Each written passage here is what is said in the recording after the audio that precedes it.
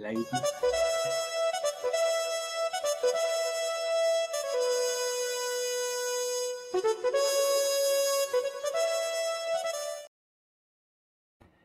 Good morning, everyone, and look who's to my left again. I think he's rooted to the spot. I didn't tell him I put some glue on this. Well, good morning, viewers. It's Teddie's People here on a Monday, bright and early. Well, early-ish. Yeah, If you're still in bed, it's early. yeah. And we've got the other member of the team here, Pam. Good morning, Pam. Morning, Pam. There she is. There he is. Bright and early. Well done. The Wonder Woman of Lewis. Zoom. It's all clean. Right. Anyway, Okay. How are you, How is Mr. the Keith? boss? How are you, Mr. Keith? All right? Yeah, not too bad. Had a good weekend. About you? Lovely. Oh, yeah, well, mine's always a good weekend. Always a good weekend. Yeah. You know, on the plus side, I was going to be doing a full Premiership review today, the season kicking off in just under 2 weeks' time, but I'm going to leave it the full review till next Monday. It will be a Premier League show, I think, next week. I'll be going through all the editions of every team in the Premiership. My team, of course, the mighty Fulham. We are signing players right, left and centre. No centre backs, though, unfortunately, not yet. But this weekend we put into motion getting the signing of Shay Charles, the Northern Ireland international defensive midfielder. Young lad again, fitting new Alvaro Arbola's jigsaw. He's building in the Fulham midfield. O'Shea follows Palacios from the mighty Real Madrid. Again, 20-year-old. And, of course, his mate up front, Gonzalo Garcia. Again, another young lad. But according to our new manager, the best striker in the world already. And he's not even played a competitive game yet for the mighty Fulham, turning out at Craven Cottage, of course, on Monday the 24th, where I shall be in the crowd as usual.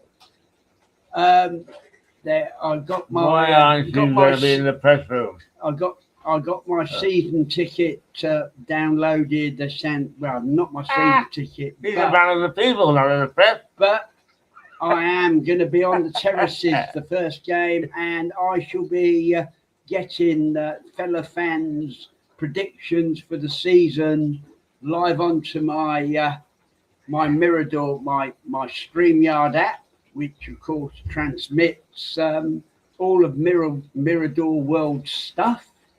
The marvelous, So anyway, that's StreamYard. Our the people at Hope that actually send out our show direct to all you punters out and viewers and aliens, wherever you watch us, whether it's on this planet or the next planet or the planet after. So we are not only worldwide, but we're space-wide as well.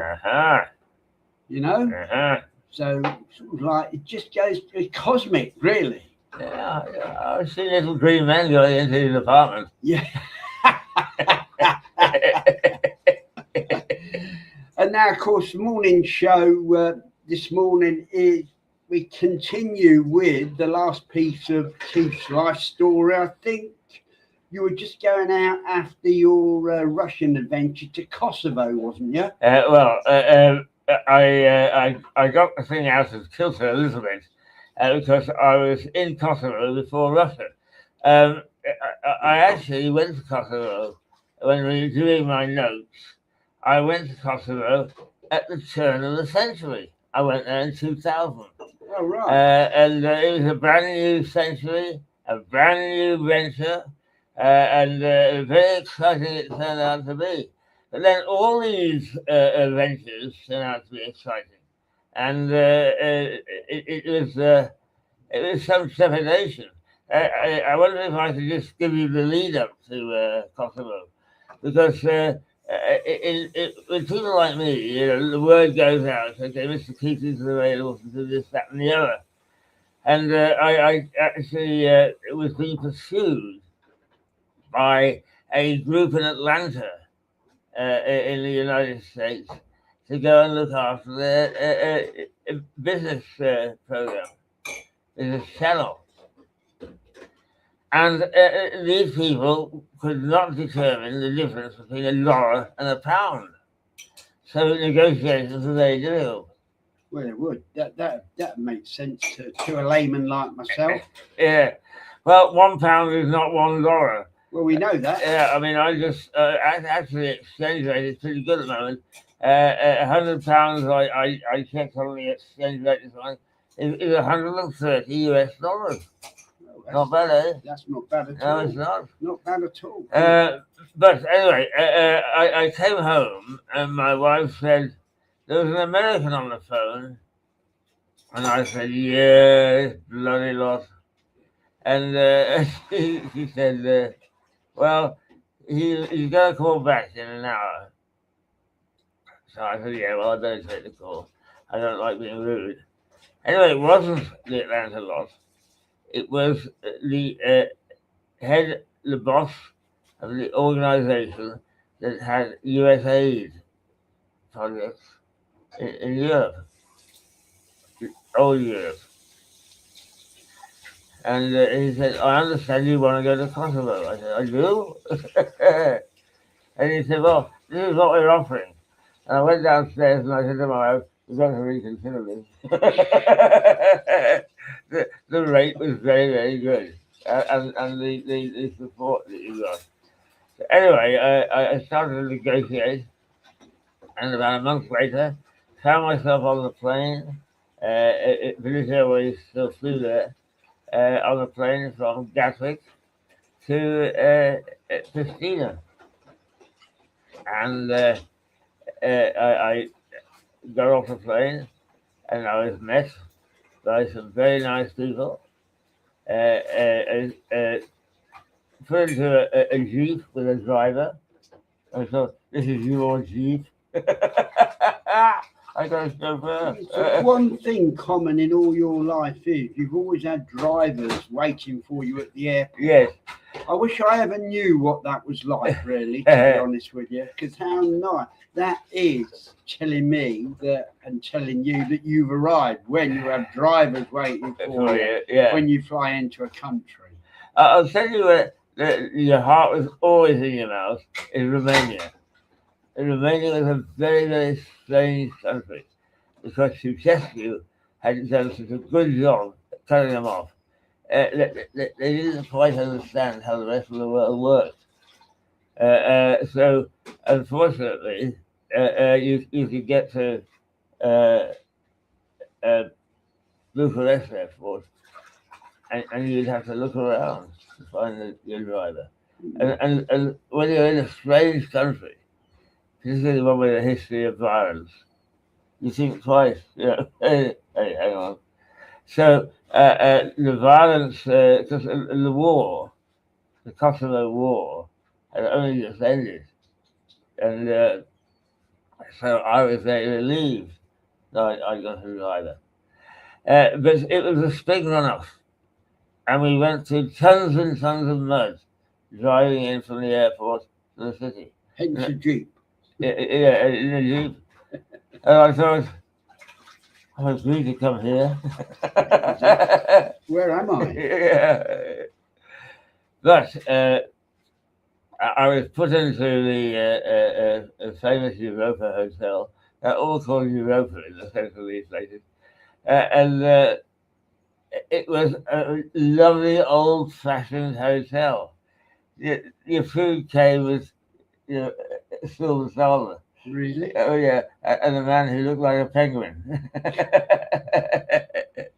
What was that? He did out. What is that? The suit he was wearing or something? Is what, sorry? Is that the suit he was wearing? Yeah, absolutely, yeah, that is all very old-fashioned. And so was the food, and it was delicious. It was fantastic. And how long did you stay there for? I was in the hotel for about a week Oh, right, nice. before they found me a place. And when they found me a place, it was a lovely place, run by a couple who were teachers. It had a little lounge. It had a piano. I don't play the piano, but it had a piano.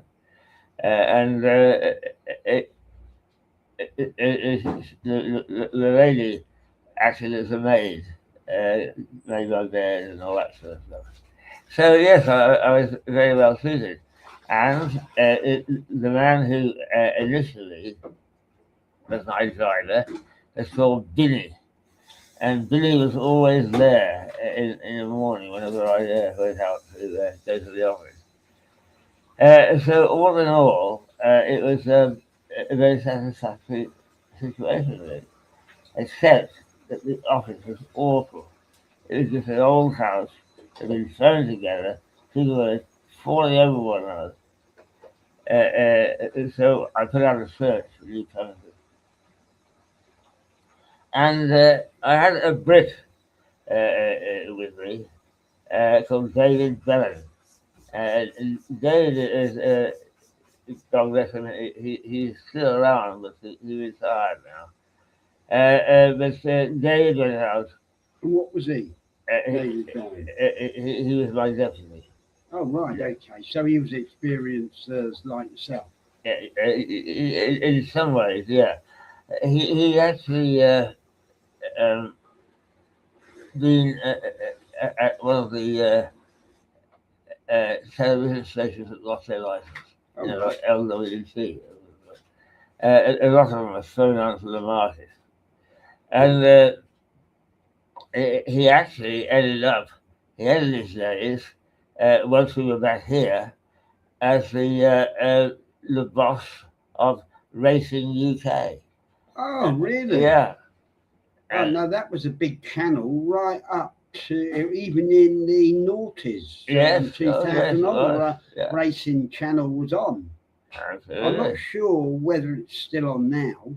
There's a form of it, I think. Yeah, but not So as. everything's changed in many ways. Yeah, I remember that because because I spent a lot of my life in betting shops and stuff, and people always mention the racing channel, and of course you used to be able to get it on terrestrial TV as well. If I remember yes, right. Right, you should. He does a very good job, actually. For it. The trouble with these channels is that they are multi-owned. 10 race courses or 20 race courses or whatever, and nobody can ever agree. And if you're the chief executive putting together this thing, you've got a real problem in your hands. It's a very uncomfortable situation. It's a bit like being the boss of this place. Yeah. Lots of resources, lots of different ideas, lots of dissent. And presenters that really like to kick ass. That's right. But anyway, and this was all before Russia Today. Yes. But we did Russia Today last week. Yes, we did. I'm sorry. That was my fault, really. No, it's not. No, it's all right. A man of your age, I can understand you having forgetting stuff when you've done as much as you have, Keith. Yeah, it's strange enough. It seems like yesterday. It was 25 years ago. Yeah. This is what happens when you get a nosy Parker like me interviewing you. Well, I mean, that's your strength, isn't it? It is, yeah. You ask all the right questions. Yeah. Anyway, David came back and said, I found the ideal place. It's right in the heart of the town, and Christina is not very big. It's quite a small capital city. Right in the heart of the town.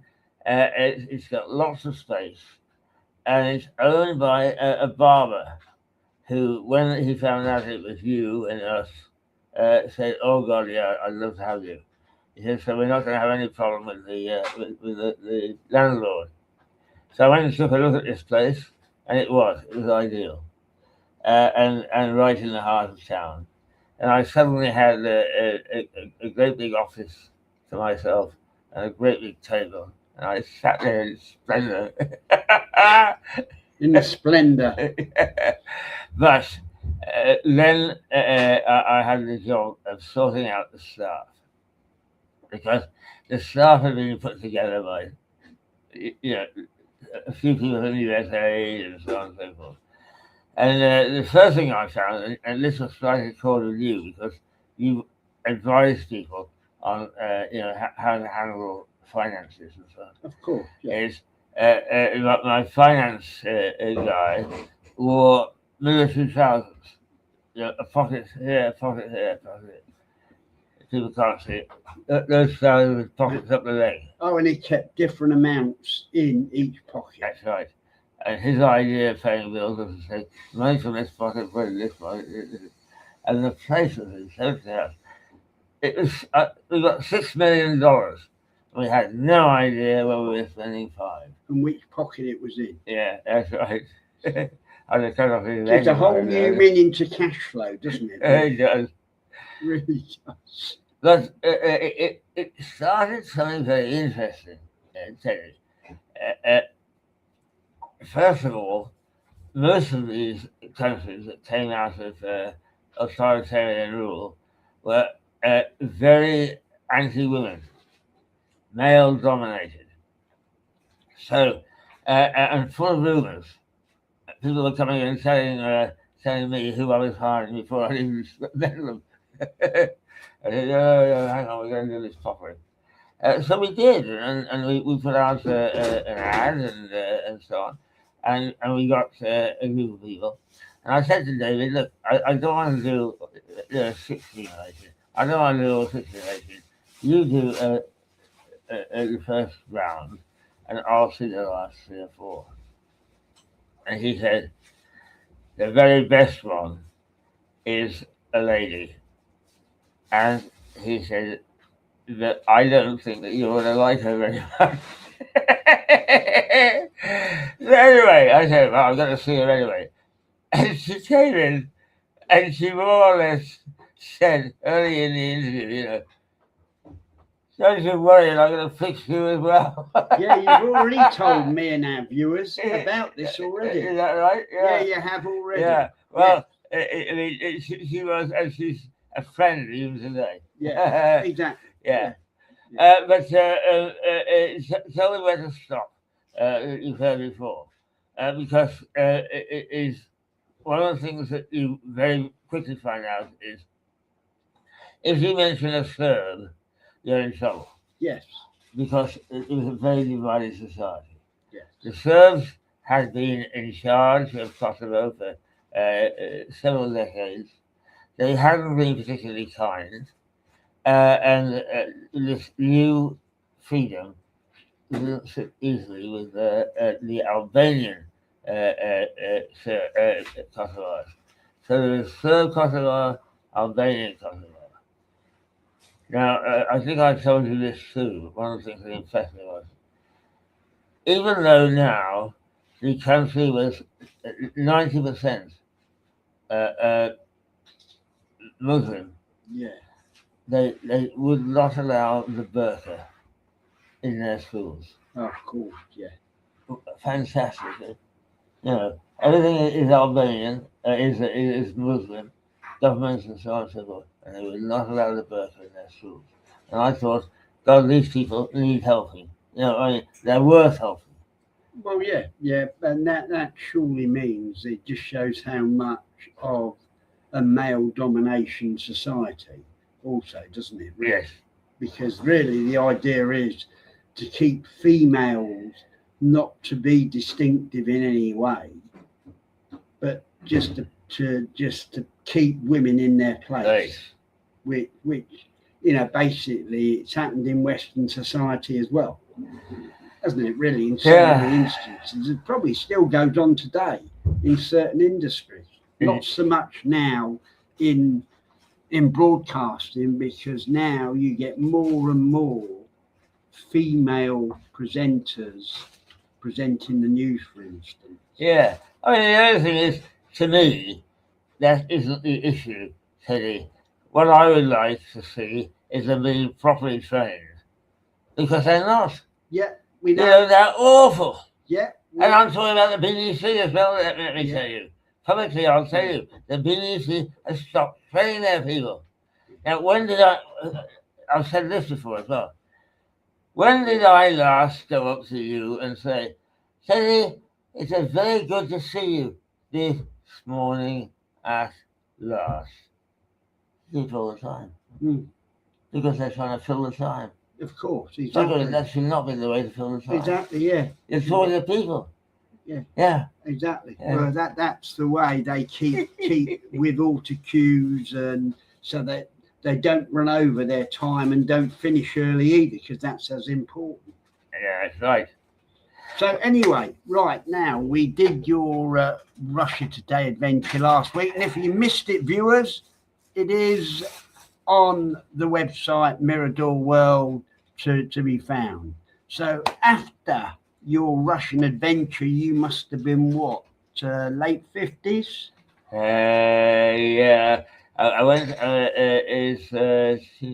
It spread over 3 years. So it was about 2009 before I stopped going to Russia. So how old would I have been then? Well, you were 59. born in, I was you were. I thought about 59. Yeah. Yeah. No. Yeah. 59. Yeah. Yeah. So, and then when you got back, what was the next port of call in your? I then went through a series of countries. Romania, and I said to you, I did not like Romania particularly, but nonetheless, it was an interesting country. And that's where you met the couple on the mountain, had the picnic, wasn't it? That's right. Yeah, you told us last week. The bears. Yeah. One of the other interesting things is, if I didn't tell you, is out in the country in the Transylvanian mountains. It's beautiful, and there was one town called Brasov, and the little Saxon village there they kept intact. And this Saxon village was very important because we've all heard the story of the Pied Piper of Hamelin. Right? You've heard the story of the Pied Piper of Hamelin. Oh, yeah, I have. Yeah. Right. Donovan wrote a song about it, I believe. Oh, is that right, did he? Yeah, he did. Oh, wonderful. Yeah. And basically, the Pied Piper was hired because he was a master of the flute. And the town was infested with rats. And he came along and he played his flute, and the rats all followed him out, and he jumped them in a mountain lake. Yes, yeah. But then they wouldn't pay him. It's sod law, isn't it? Yeah. It really is. So he went back, and he played, and he got all their children following him. And he stole all their children. And the town was childless. It could have been worse. He could have brought the rats back. Yeah, he could have done, couldn't he? Yeah. Well, he could, couldn't he? He could have got his pipe out again and said to the rats, we go back. Yeah, well, I was thinking drown them, you see. Yeah. We're doing a bit of a job. Yeah. But all I can tell you is there are a couple of restaurants in the square in Brasov that are just marvellous. Just wonderful restaurants. Can I, this goes back to Serbia and Kosovo. There is a wine in Serbia, and because it borders on Kosovo, it spreads. And it is called Veronat. And you're not a wine drinker. No, I'm not, no. But I would give this wine to you, and you would say, I'll have more of that. Yeah. Well, it's a wonderful, wonderful wine. Unfortunately, wine drinking is an acquired taste. Well, I suppose it is. Well, to be honest. And plus, I've always been a beer drinker. A beer drinker. Yeah. So I feel the same way about beer as you do about wine. Yeah. Actually, Teddy, I can remember saying to a man called Chicorino in Northern Ireland, he ran a bar, a strange enough, called Chicks. And Chick was pouring a glass of wine. And I said, you know, Chick, do you think wine drinking will ever take over beer drinking? Yeah, he said, yeah. And he was a publisher. Now, it took years, but because you find now our Black Horse, which is famous in many ways because it's got a good beer range. Oh, it has. Right, yeah. Very, yeah. But it's also got an excellent wine range.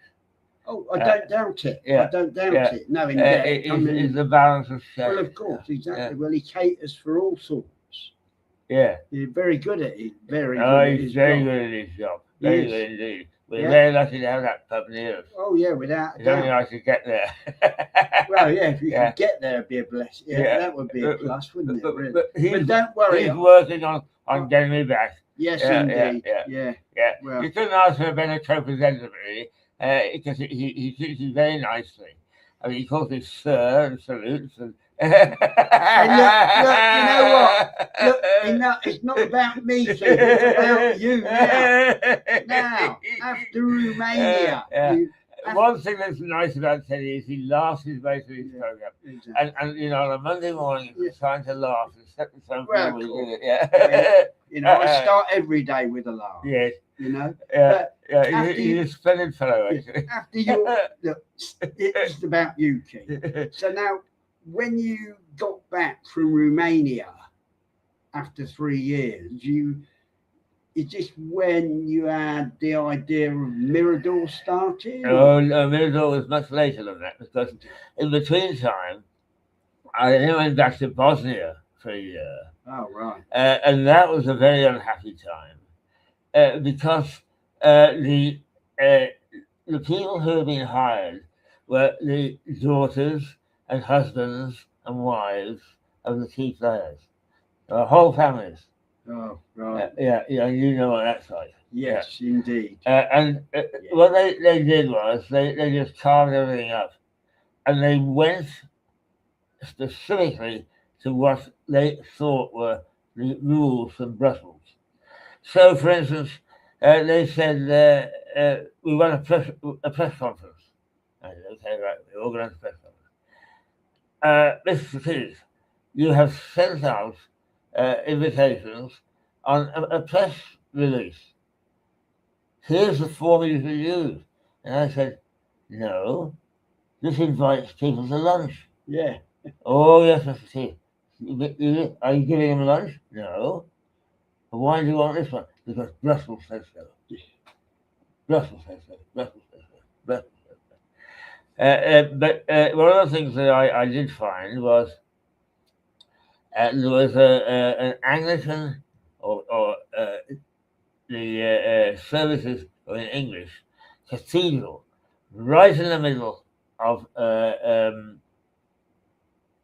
where am I? Yes, In Bosnia. In Bosnia.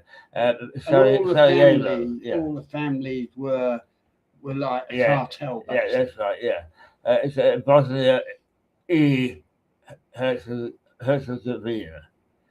Once again, beautiful. Teddiie Ashdown had been there just before me, and in fact, my driver was Teddiie Ashdown's driver. So I got a little bit of insight into the man. Oh, into Teddiie, yeah. Yeah. Of course, ex-serviceman as well. Yes, absolutely. He did a very good job there in many ways, because they were afraid of him. They weren't afraid of me.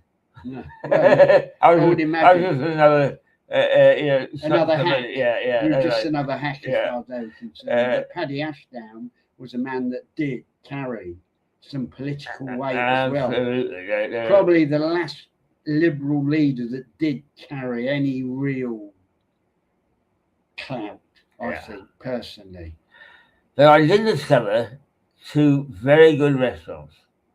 One was called the Linden Tree, yeah. But that one boasted, and quite rightly, that Bill Clinton liked it. Oh, really? Bill Clinton had designed there. What, with Monica Lewinsky?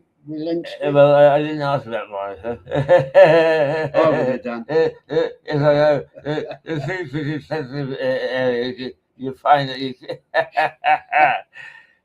but it was a very good restaurant, and I became a regular, so they looked after me very well. And the other was right in the centre square, and it was tucked away. You have to know about it to find it, called the Bosnia Kitchen, and the food there was absolutely first class. So it was country food. Yeah. The sort of food that you would get in Mama's kitchen. Yeah.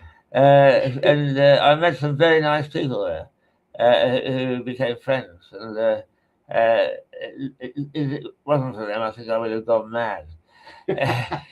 So whereas it was a year, it was a long year. It was a long year because of the families. Yeah. I mean, They sound like the Kardashians. They're another family that are huge, apparently.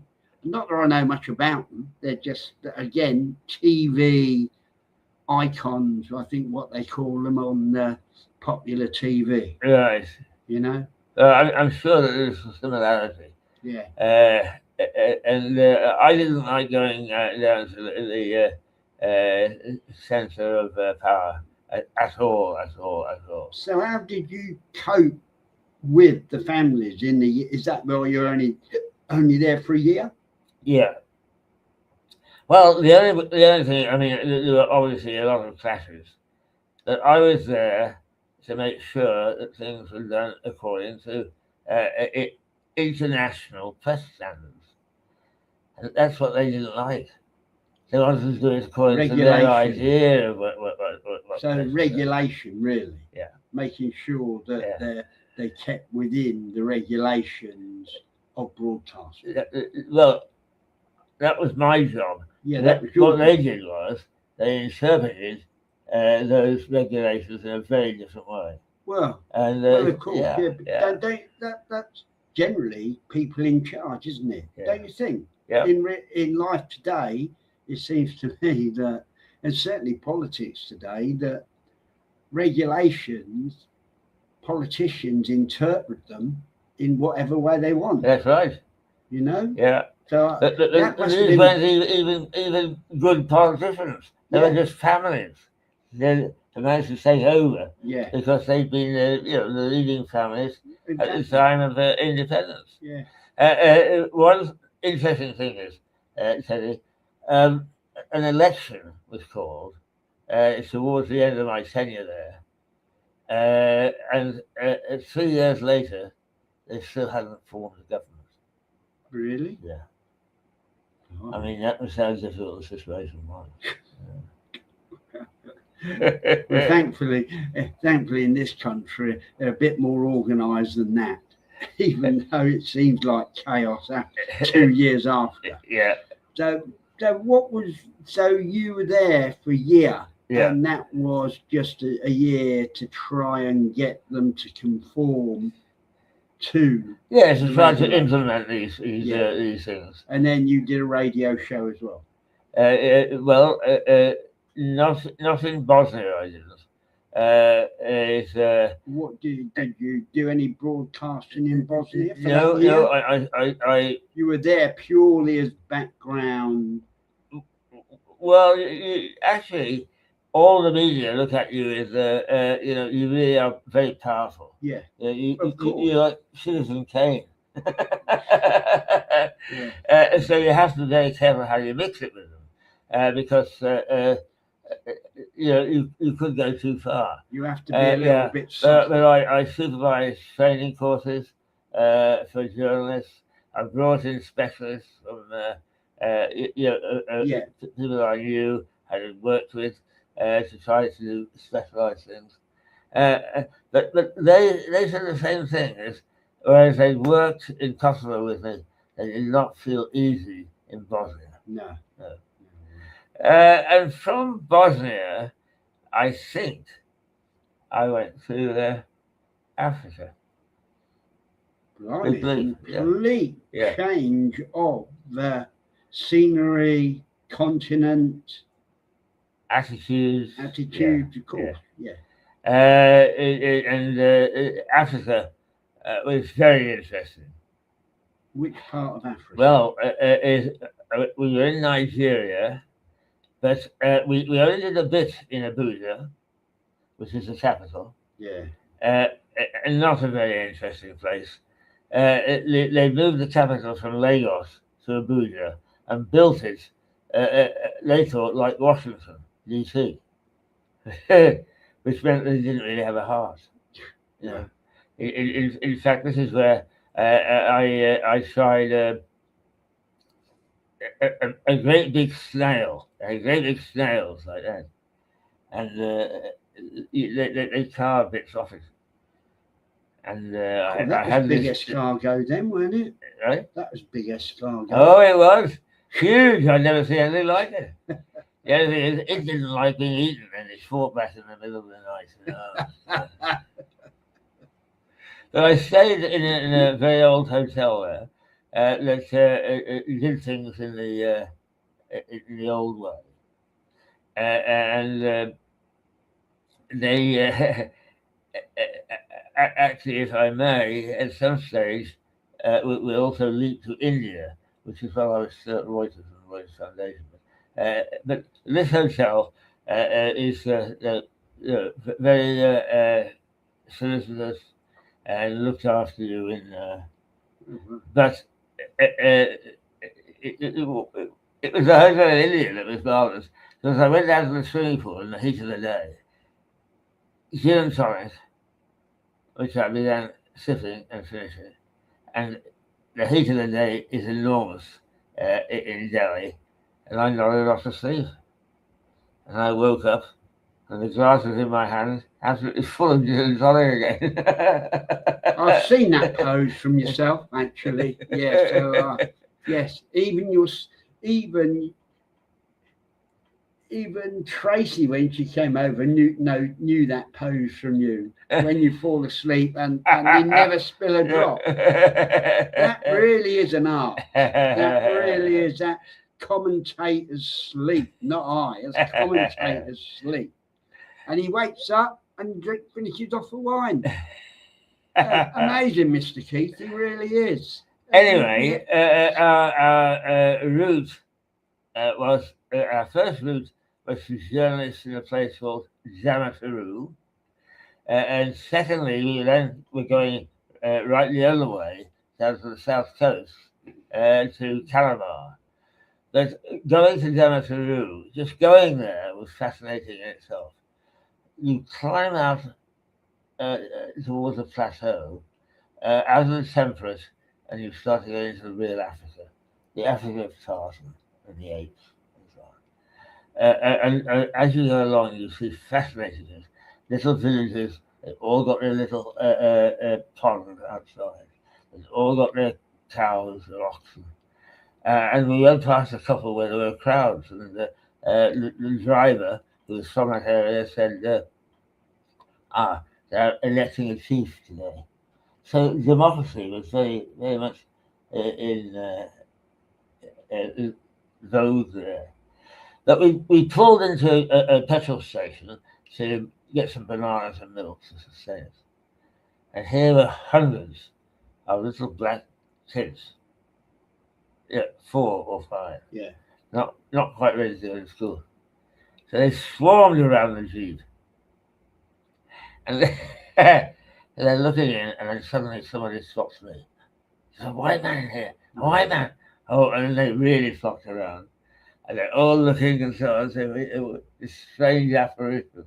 And one of them was very daring, and he put his hand to the window and he wanted to see if the white would rub off. But on the way back, and this is frightening, and it shows you the sort of underbelly that you have to deal with. On the way back, it was a different time of day, and there were lots of young girls there, 10, 11, 12, and they're beautiful. These young African girls are beautiful. And I said to the driver, these are really beautiful, beautiful children.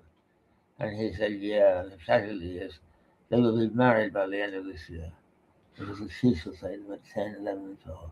Because then they get a venereal disease, they can't carry their children and so on, and they'll be dead. and it was very sad. And it's such a big country, they can't do anything about it because the chiefs rule in many ways. Really? Yeah. So going to and from Damaturu was interesting.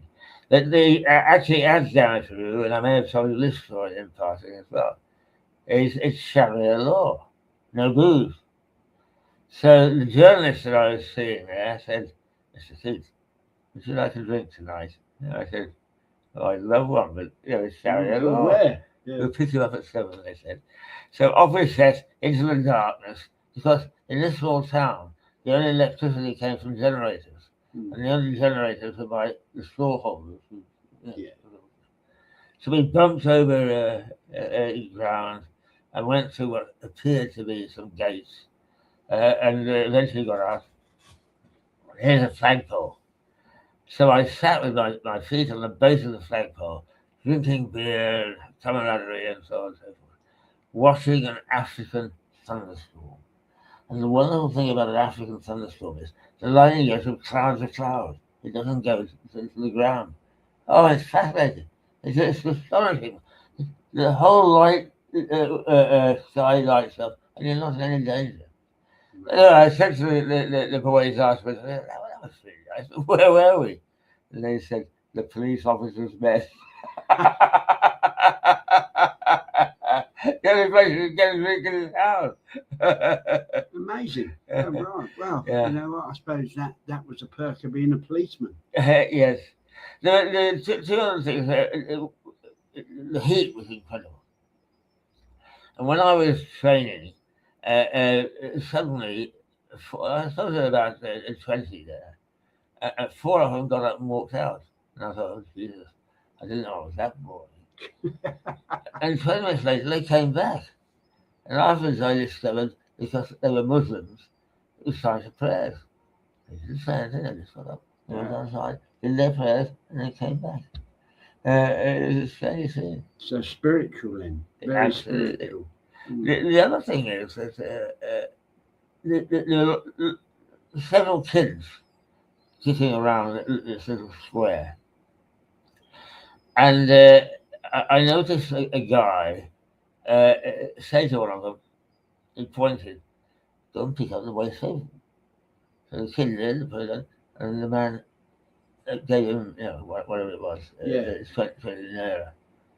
I said, what was that all about? He said, that's the way the social welfare works. These kids, they have no idea who their families are. They sleep on the cars, and so on and so forth. Yeah, well, it barely ever rains. Yeah. But, and he said the citizens are care enough. What they do is they give them little jobs. They won't give them a handout. They give them little jobs. So if someone gives birth to them, and then they're basically, when they get old enough, they just discard them. Yeah. In fact, they discard them from down there. Very, very early in life. Yeah. Yeah, they're amazing. This is stuff living in a Western society, as I have no experience of living outside of this great country of ours. But you just don't know. I mean, I've been to New York. I spent 2 months in New York approximately, and again, I know about all the stuff that goes on with with all the blacks living in what they call which are council estates projects, and some of this stuff. But that's the beauty of going abroad, really, in my experience. Yeah. So anyway, you saw all this in Africa. Well, actually, the other story that I'd like to tell you is we know today still that Nigeria is a centre of corruption. I mean, it's a huge country. I hadn't realised it's about 250 million people, and how many square miles it is, God only knows. It's huge, but. What, as big as Australia? Well, not quite as big as Australia, but certainly about 10 times the size of the UK. Yeah. And one day the journalist said, there's a press conference today held by the Commissioner for Education. And they said just recently the central government has made free meals for kids. He said that there's a fiddle going on. And I said, well, let's go to the press conference and ask some questions. We couldn't do that, Mr. Teacher. I said, well, that's your job as a journalist, supposed to. I said, but I'll tell you what, I'll show you what to do. I will say I'm here from Reuters, and I would like to ask a couple of questions, which I did. So they sent me a couple of facts, and I said to this commissioner, Mr. Commissioner, just last week, you put in enough money to the federal government for 75 lunches, but there are only 50 families there to pay out to. How do you explain that? And he looked around 50 and he said, yes, he said, there were lots of funerals that day.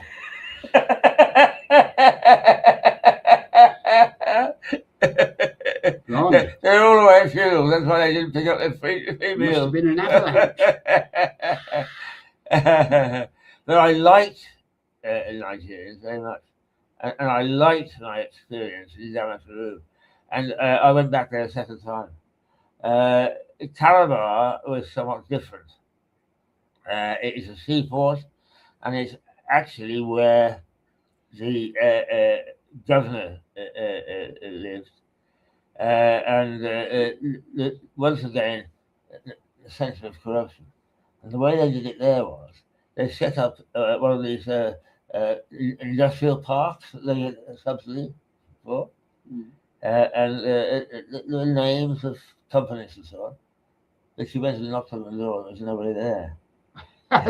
Dummy companies. Yeah. So they were picking up all the money for the subsidies for these companies. And they didn't exist. That were imaginary. Yeah. But that's where we had to be really careful because just along the coast was a place called Point Roberts, which was really famous for kidnapping people like myself. Oh, right. Yeah, so they were very careful to keep me out of the kidnapping. Oh, so you didn't find yourself part of the headlines? No, I didn't. But the thing is, because it exists, you wonder every creek at night is how they trying to get me. But I got away from there. Okay, I got back. But the other thing about that was we had gone back to Abuja from Damaturu, and then we flew down to Lagos, which is okay because we went on the solid airline. But from Lagos down to Calabar, we went on an airline called ADC. And ADC were famous for the pilots pointing the nose of the aircraft towards the earth and not pulling it up when we got there. So we sat like this. But my African colleague was an elder in a church, and he asked me to meet him in the church. And I did, and it was a fascinating experience. We'll relate to you some other time. But I was called down to the front, and hands put on me as this, God, please look after Mr. Kidd and look after Edwin, his colleague, on their way to Calabar, which he did. He got the plane there. And then I said to Edwin, right, you lot got me here. How the hell are we going to get back? And we got to the airport, and here are a whole line of bishops sitting on board the aircraft. There'd been a convention. So I said, we're okay on the way back. So we got down to Calabar safely via the airline and back. But it's fascinating. African life is absolutely fascinating. And I love it. I love it.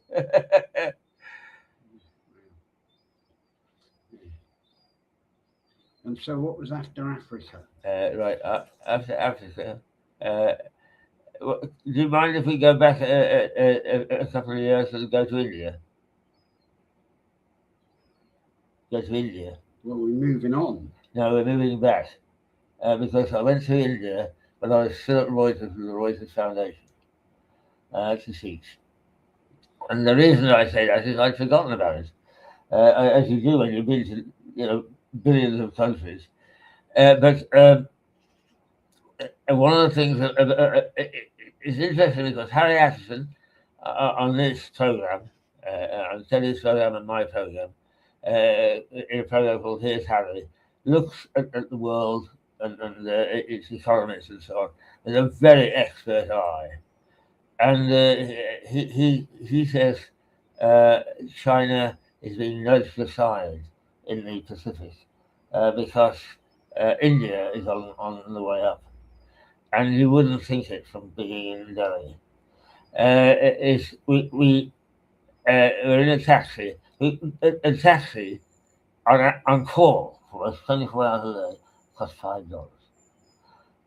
And we were going out one night, and my cameraman is also a very well-travelled cameraman, and he said he rolled down the window, and you see these little kids running around, and they come up to the car. They don't accept much.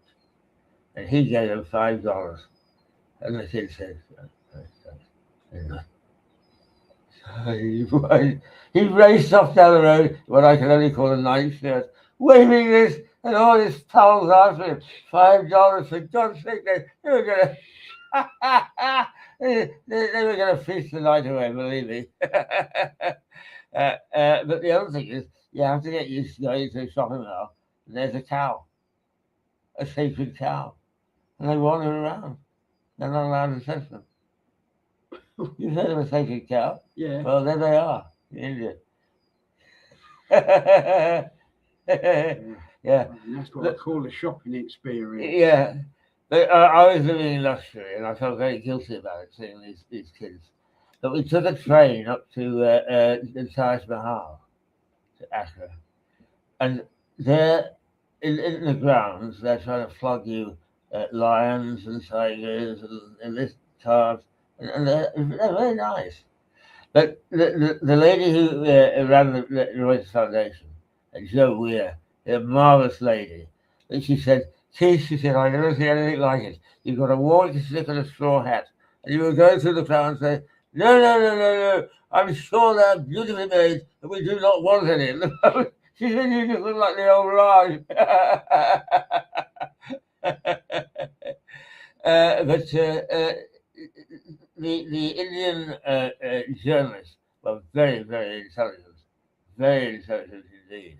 And they, I set them tasks, stories to go out and do, and they came back and they do a very good job. They really would. But, there, the job of a journalist is very tough because society is so poor and weak. How are we doing? How are we going? We're nearly out of time. Well, coming up, Ethiopia, and where I met the oldest woman in the world. I swear she winked at me. Yeah, really.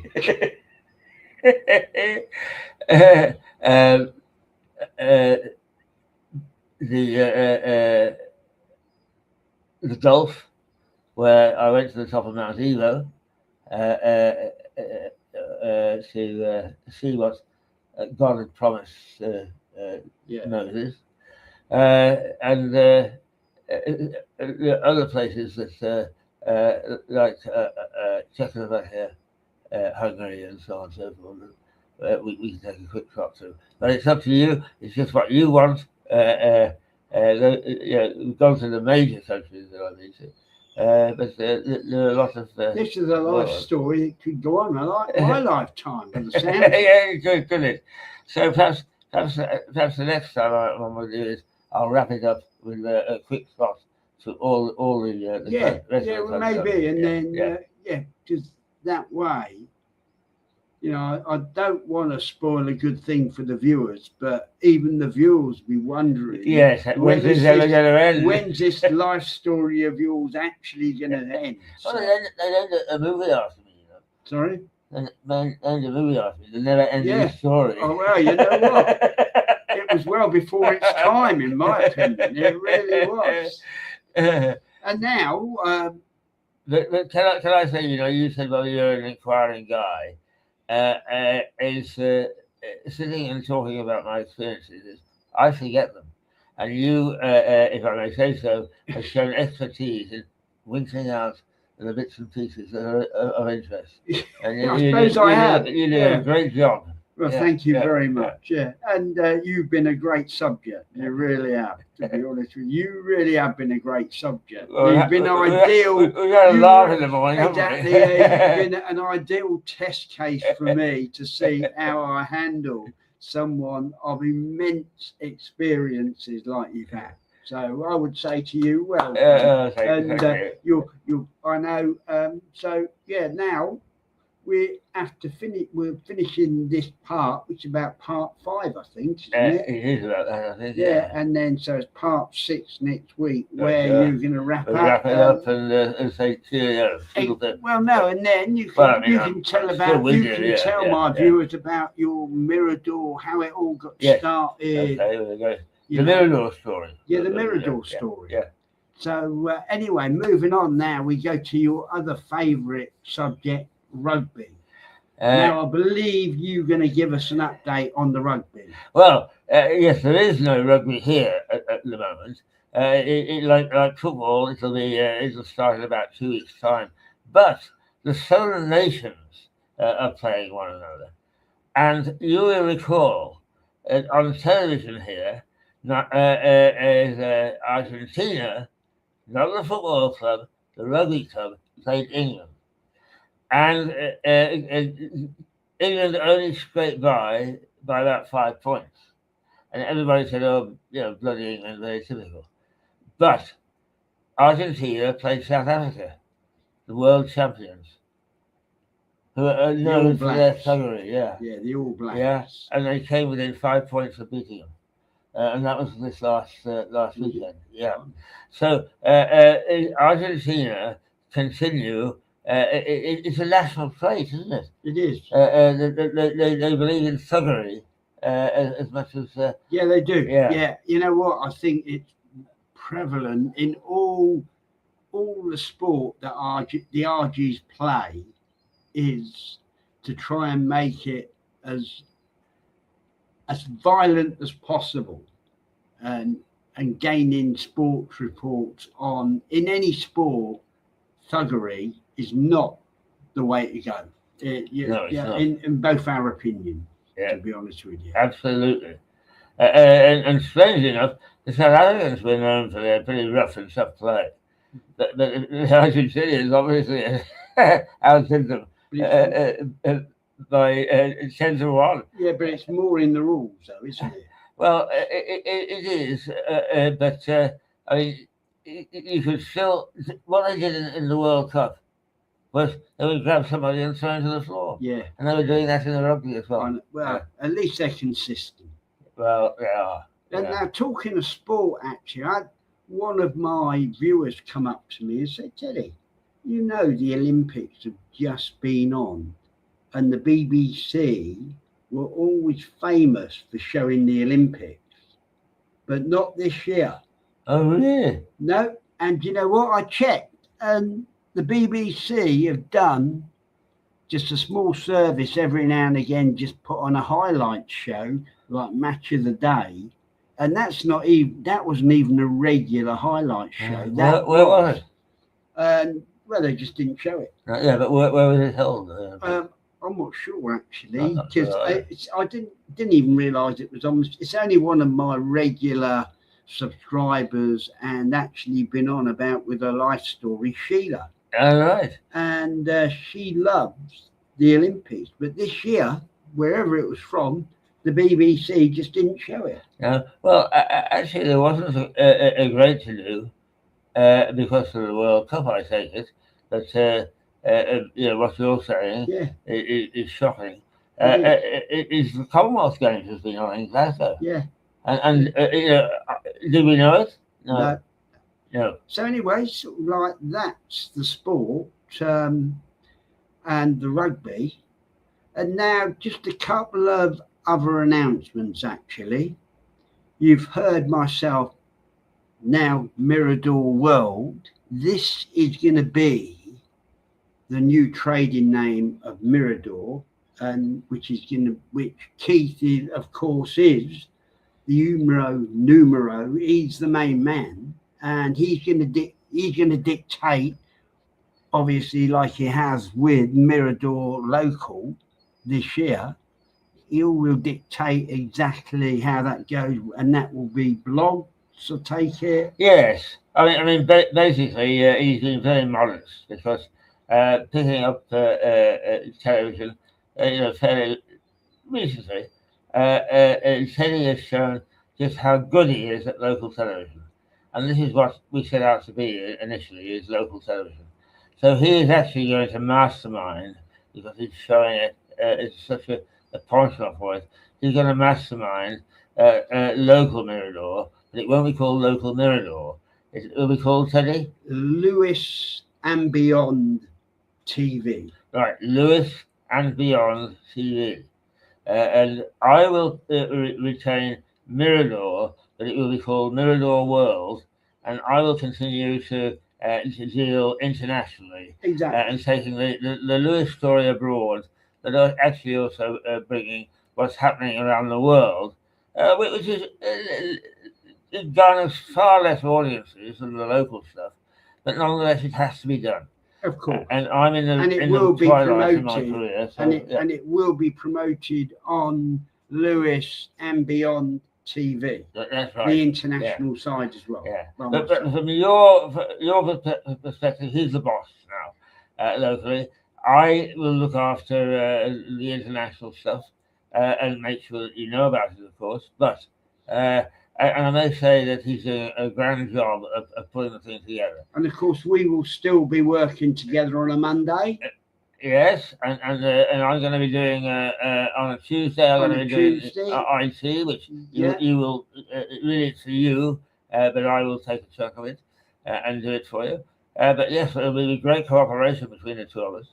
And of course, Keith will be doing his Parkinson's stuff. Yes. In fact, over the forthcoming few months, there will be, from Keith's point of view, Parkinson's will be getting involved in Keith's personal stuff as well, which I'm sure he will tell you all the story of as it goes down. Yes, indeed. Thanks to his lovely daughter and son-in-law.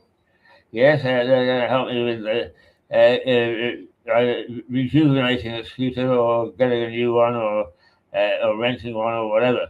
Because as Teddiie pointed out, he's been going to have a pint on his own because I can't get there. And so it's a good driver. He needs his drinking mate with him. so we're gonna get the scooter one way or another. Exactly, yeah. And plus, in a pub, I'm never short of a conversation. I create one if there isn't one going. I create one. No, actually, another that because of the stuff we've been talking about, Teddiie, I used to be a great bitter drinker. But then I started to go to this country and that country, and I would say about beer, please, and it's all lager. I know, it is. Yes. So eventually, my taste buds changed to lager. So I'm nowhere near the expert that he is. He can take 2-3 bitters and tell you which is the best. Yeah. What the qualities are, and so on. And also, I am member of the Campaign for Real Ale. And of course, I help out beer festivals in East Sussex, which is something I love doing. And it gets me out meeting the people, have a laugh, and of course, it's free beer when I'm helping out at the beer festival. So that's always a plus. Yeah. It really is. And so it's so you get the wine and the beer. With there us. you go. There we go. There we go. And but mind you, when we go to the pub together, he always drinks Moretti, I think. Isn't it? It is Moretti. Yes. And actually, there are 2 pubs in town that know where I say, "Can I have a Mrs. Moretti?" and they know exactly what I'm talking about, because it's on the label. It's got Bira, and A at the end of that language, I think it's Italian, means feminine. So I said, "Well, it's a feminine beer. So can I have a Mrs. Moretti, please?" And now it's both in the Brewers and the Black Horse. They know Mrs. Moretti. They know exactly what it is. Well, it's amazing with the Brewers Arms because it says free house on the outside, That's but right. it's actually not a free house. It is, and I know because this is something I brought up we were chatting about at the Lewis Beer Festival I helped out at this Right. year. And Graham, who I've got to know over the last few years, he said, yeah, actually the Brewers is a Fuller's House. Oh, really? Yes, indeed. However, they keep it quiet. Yeah, And they so, do. yeah, and so hence it is a Fuller's House. That is a Fuller's on there as a Fuller's House. Ah. And for some reason, the Brewers much prefer to be seen as a free house. Yeah, because the building is family owned, isn't it? Yeah, it is, yeah. But obviously, at some point, the family has Made a deal. has been approached by Fuller's to get a presence in Lewis Town Centre, and it must have came to an agreement that it remains on the tin as a free house. But I guess they don't want another situation like the Lewis Arms, where they had a boycott of the beer when they. No, that was Green King, wasn't it? It was. Yeah. Green King tried to take over the pub, and the locals wouldn't have it. No, they wouldn't. And they picketed it. And that's something to do with Harvey's as well, because they wanted to get rid of Harvey's, didn't they? Yeah. That's it. And of course, we've got, at some point, I'm hoping to get Mr. Harvey's in Mr. Jenner. Yeah.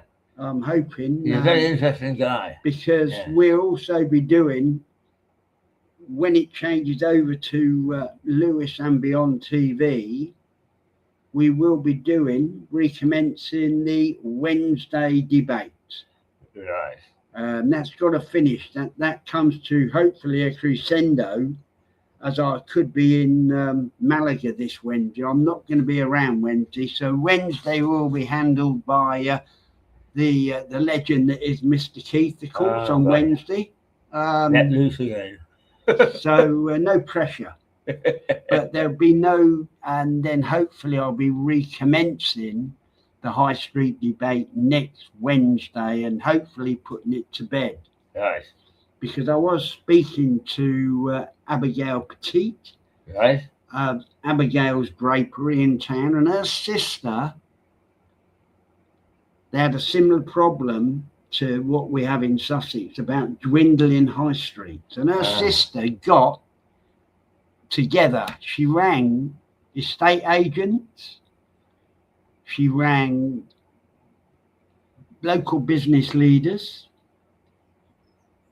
She rang the local council, the town council or local council, and she got them all together along with prospective people that wanted to come into retailer. And she solved it just from that by getting everyone in. The landlords, the council got together and worked out a strategy that allowed people to come in and being able to actually create an environment that was balanced. The council still got a discretionary sum, and the landlords and the state agents got together to make things a lot more attractive. That's very interesting, because you know there's a huge challenge coming up, don't you? Lewis District Council is going to disappear next year.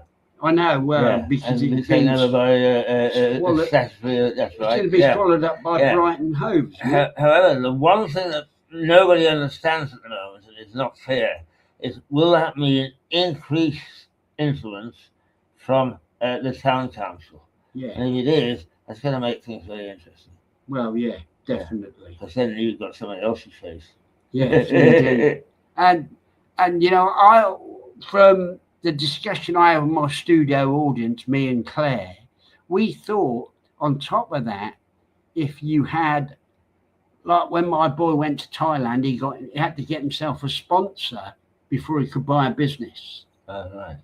And my idea would be to add to that is you get local independent business people that have been in business in as a safeguard and sponsors with new people new into retail. Yeah. And just to get the experience of them to help the new retailers Right. would be a plus as well. Yes, indeed. You know, that way you're not only producing a competitive and welcoming atmosphere, but you're also helping when they're actually up and running with stuff like doing books. Like when I actually, thinking back, when I actually started self-employment, the taxman used to offer a course locally, helping people like myself,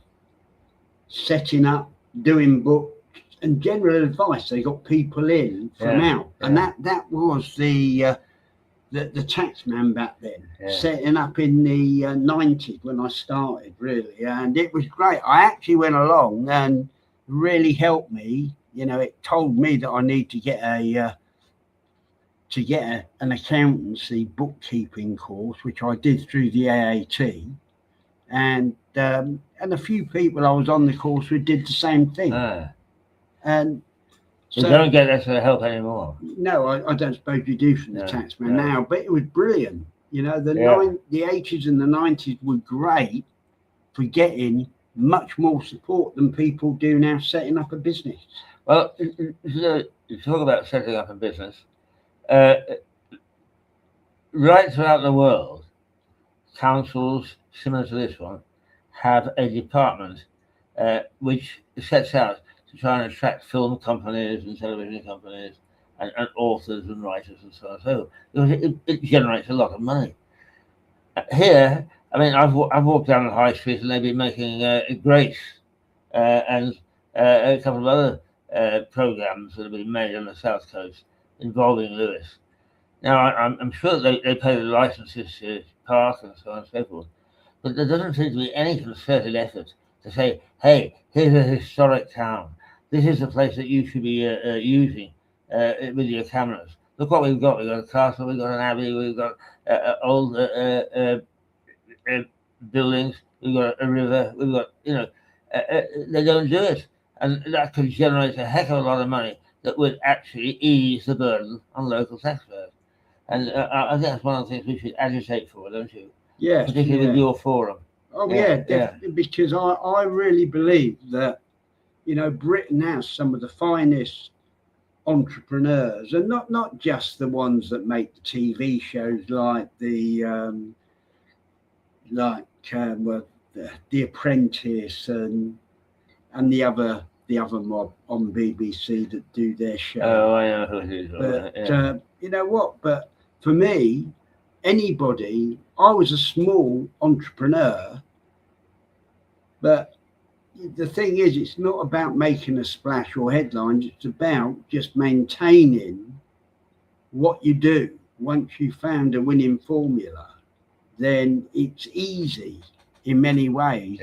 As long as you don't aim too big, because if you aim too big, you make a lot of headlines, but invariably you go bust. Because that's what happens to most entrepreneurs at some point. If seriously, they haven't got the solid infrastructure. Exactly, and it's about a sporting term that was always used. Fail to prepare, prepare to fail. And preparation is everything. Absolutely. So we're coming up now to 5 to 10. So we'll be rounding off shortly. I hope that all our viewers have enjoyed the morning as much as I have, and hopefully as much as Keith has. It's always good fun for me.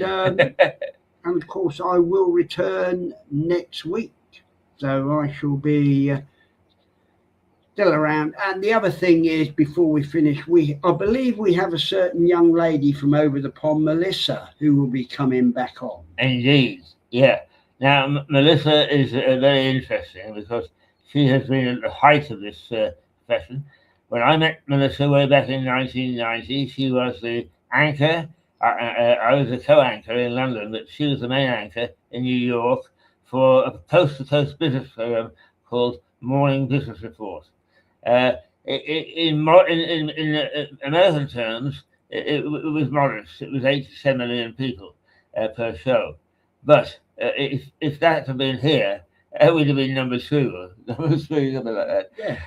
And she was there for a decade, as indeed was I, and we worked together. And then she decided she'd got to the top, and she got a law degree, and she went to work for an asset company called Templeton Trust, and she is still there, but she keeps up her broadcasting with Mirador and comes on and does a show directly from New York. Worth catching, by the way. And because we've been reorganizing, Melissa has slipped by, but she sent a message during the week and said, I'm quite willing to come on again. So probably over the next couple of weeks, we shall have Melissa back on. Oh, that'd be wonderful. Yeah. And of course, you deal with you've got the barristers on a Thursday morning as well, of course. Yes, the barristers. And Harry Ashton from Normandy with the news. And when's he coming back? Harry is back. Yeah. Is he on Thursdays? Yeah, he does Thursday as well. We're trying to keep it to Thursday so we don't impinge upon the things that you're doing. And people can expect on Thursday the world as opposed to the local. Well, that's fine. Yeah. That's fine. Yeah. But it still be interest. I'm sure it's still all this world stuff will be of interest to a lot of our viewers locally. I'm sure. Absolutely. And of course, as it's on the same frequency, then they can tune in for that as well. So you will be getting the best of both worlds. Oh, indeed. One of the interesting things is that research shows that if you do a knitting program in Lewis, if it's got people interested in knitting in, say, Darwin in Australia, they'll watch it. Doesn't matter where it emanates from, they'll watch it. And hence, that's why it's going to be Lewis and beyond. That's right. You know? And to finish off with the aliens, I'm sure they will be watching as well. Well, I'm going to come down to your apartment and watch the door, see whether the little green men come out again. So, E.T., don't phone home. And that's a wrap. Thanks, guys. Thanks, Mr. Bye-bye. He's encouraging.